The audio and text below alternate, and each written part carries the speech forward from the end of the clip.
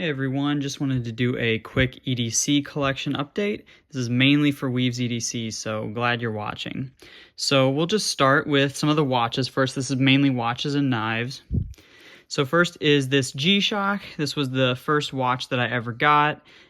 Carried it and wore it for many years. It still works and love it. Don't really wear it that much nowadays just because it's not my style so much, but still really like it quite a bit. And then we also have this quartz Timex field watch. I don't know if that's the official name of it or not.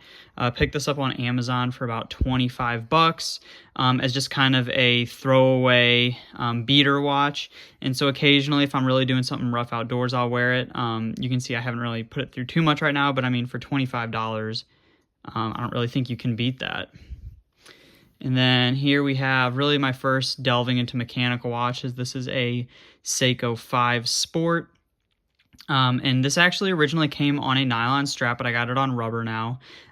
This is the watch that I wore to my wedding, and it's 42.5 millimeters, so it wears a little bit larger, especially for my wrist size, but I love the just dive watch heritage look on it. Technically, it's not a dive watch because it does not have a screw down crown, but I still love the style of it, and I especially love the open case back on it. I love seeing the mechanisms of watches, and so this is one that is always going to stay with me because Seiko is just such a solid brand. And then right now, my daily wear is this Zelos Swordfish field watch. This is a 38 millimeter field watch. It has a Seiko movement on the inside, but it's produced by Zelos. And yeah, this was my first watch with a steel bracelet, and I love it. I've been wearing it pretty much nonstop since I got it earlier this year, and cannot say enough good things about the Zelos brand. So those are all the watches that I have right now. I definitely would love to add more to the collection in the future, but that takes money. Okay, now getting into the real meat and potatoes, the knives. First off, we've got this QSP Parrot. I picked this up at Smoky Mountain Knife Works for about $28, I believe. A couple of years ago, I went there with my guy Weaves EDC and just wanted a souvenir that wasn't too expensive. And I gotta say, for 28 bucks, I don't know if you can really beat it. We have D2 for the steel, and then we have some blue jean denim micarta. And I carried it quite a lot. I don't really carry it too much anymore. The studs kind of rattle a bit on it, but I mean, for 28 bucks, I don't really think you can beat that. And here we have my Ontario Rat 2, which has clearly seen a lot of wear. This was a birthday gift from Weaves EDC. You can see is a big theme in my collecting, journey. This originally came with G10 scales, but I added on these copper Flytanium scales, which I'm pretty sure doubles the weight. You can see that I got a good patina going on the blade. I just wanted to give this one a really grungy look. And I don't really carry this one anymore just because it's really heavy, but I still think it looks really cool and it has a lot of sentimental value being a gift. We have my Spyderco Endura. This is another one that I don't carry too much anymore. This is mainly one that I got for cooking, outdoors, things like that. You can see it's definitely got a patina on there. I've definitely done a lot of cooking and cutting up of meat and vegetables and various things with it. I've owned, the Dragonfly, I've handled the Delica, all those different things, but something about the size of the Endura just feels right because it's definitely a larger knife, but I love the sliciness of it. I love the lockup. I love just everything about it, and fortunately the lockback or the back lock on this is smooth enough that I can manipulate everything with one hand. It's also smooth enough that I can do all the flicks on it to open it up. So definitely would love to get a new clip on this one sometime because Spyderco's stock clips kind of suck. That's something I'm not really too worried about. We just got basic VG10 on this one with those brown FRN scales. Now we get into the ones that I'm really carrying more. First, we have another one that was a gift from Weaves EDC. This one was a wedding gift when I got married last year. The Civivi Elementum, which before I got this one from Weave as a gift, I had already owned 2 other Elementums, but always ended up selling them and really wanted another one. And so he did right by me getting me this. I didn't even know he was going to get it. We got the OD Green G10 scales, which OD Green is one of my favorite colors. And I gotta say, for, budget knives, especially 50 and under, I don't think that you can beat the Elementum. It hits way above its weight class. This one's got D2 steel on it, but it runs on bearings and it's super smooth. I mean, for 50 bucks, it just does not get any better than this. And typically, if I have someone looking to me for a suggestion for just, carrying an everyday carry, and, they're not super big into knives, typically Elementum is what I'm going to suggest. And there's a couple people that I know that have actually gotten Elementums through me because of that. So that's just really cool. Love Civivi, probably the best budget brand out there in my opinion. Which brings me to this other Civivi. This was a wedding gift from another friend. The name of this model escapes me. I know it was designed by GTC Knives, whose customs I love and will never be able to afford. So it was really cool to get this.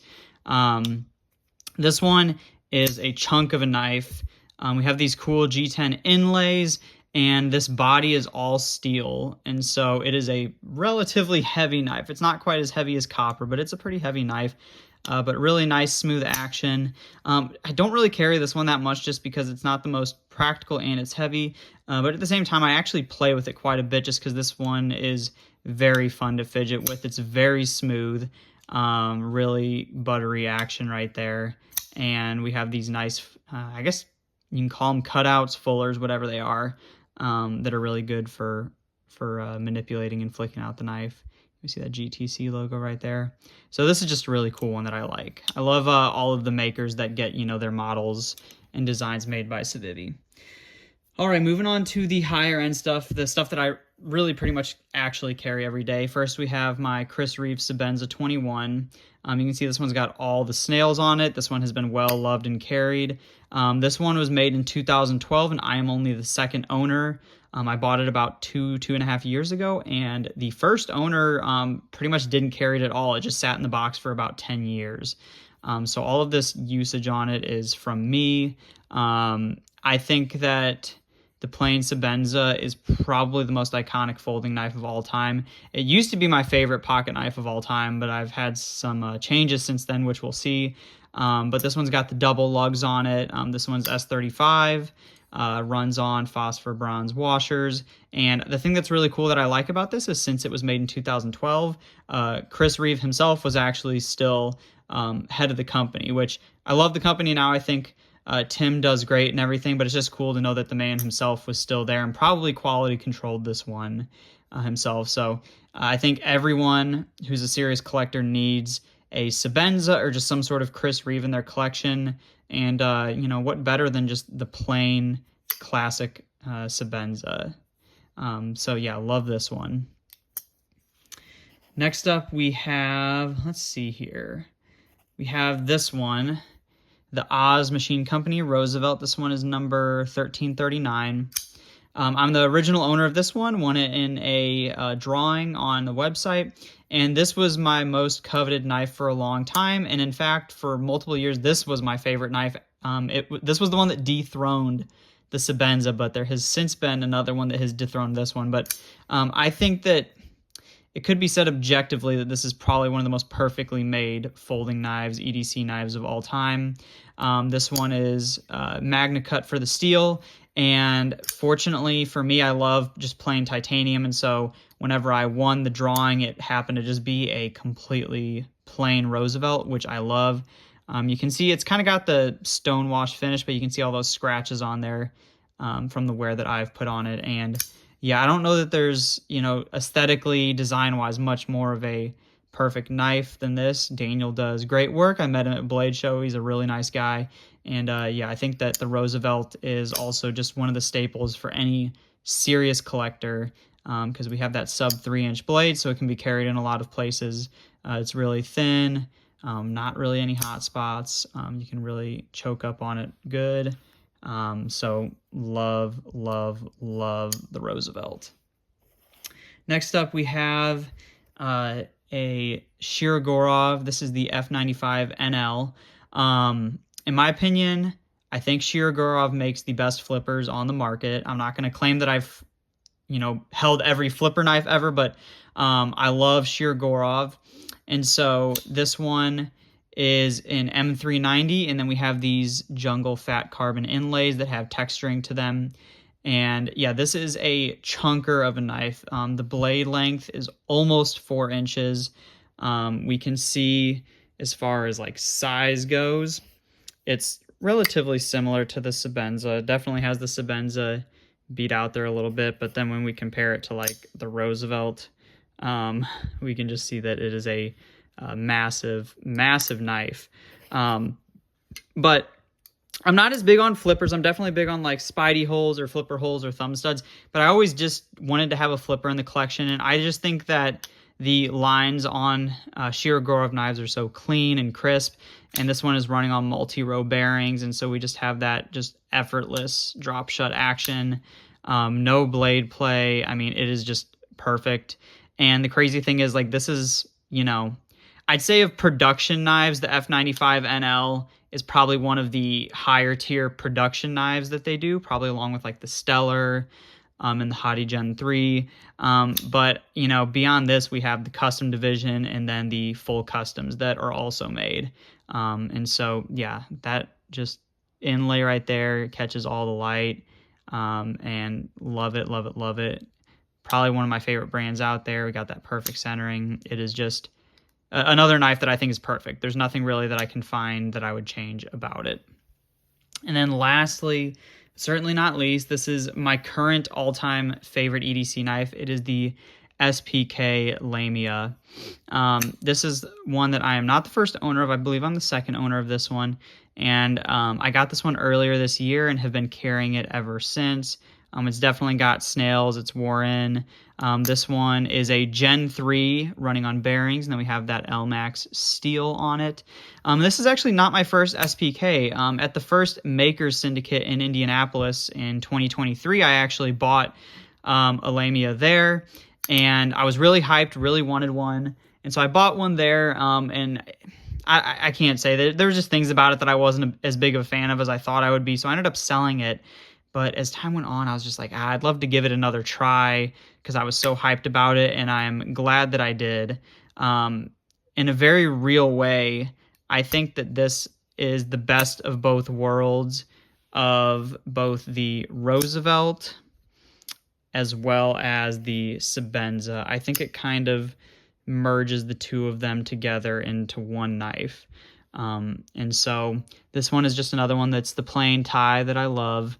And we still have the milling lines on the blade, which is great.